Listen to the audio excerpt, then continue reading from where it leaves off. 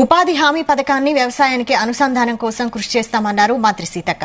కూలీలకు పని దినాలు పెంచి వేతనాలు పెంపునకు ప్రయత్నిస్తామన్నారు.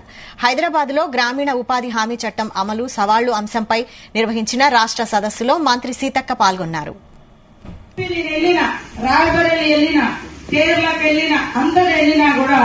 ఇవాళ అందరూ కోరుకునేది గుడిలో దేవుని పెట్టండి, గుండెల్లో భక్తి నింపుకోండి, కానీ రాజకీయ ఎజెండాగా దేవుని పేరు పెట్టొద్దని ఇవాళ యూపీ లాంటి చోట్ల కూడా మరి 80 సీట్లు 60 70 సీట్లు 400 పైన దేశమంతా వస్తాన కాడ ఉల్టా చేసి కూర్చోండి. అదే యూపీలో ఉత్తరప్రదేశ్ లో అయోధ్య కట్టిన కాడ రామ మందిరం కట్టిన కాడ కూడా ఉల్టా చేసి కూర్చోండి. ఎందుకంటే అక్కడ అడుగుతున్నారు, ఓకే మాకు దేవుడు అంటే నమ్మకమే విశ్వాసమే, కానీ మా బతుకులు ఎట్లా, మేము ఎట్లా బతకాలి, ఇవాళ ఆదానికో అమ్మానికో లక్షల కోట్లు వస్తే మా కడుపు ఎట్లా నిండాలి అని తిరగబడ్డారు ఆ ప్రాంతాలను.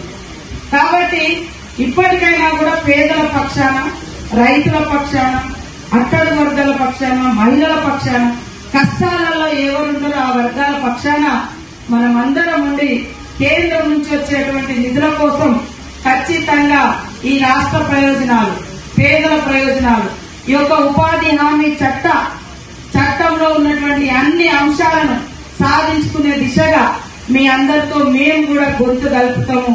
ఈ రాష్ట్ర ప్రయోజనాలను కాపాడడం కోసం ఎంతటి పోరాటానికైనా మేము ముందుంటామని తెలియజేస్తూ, తప్పకుండా మేము తొందరలోనే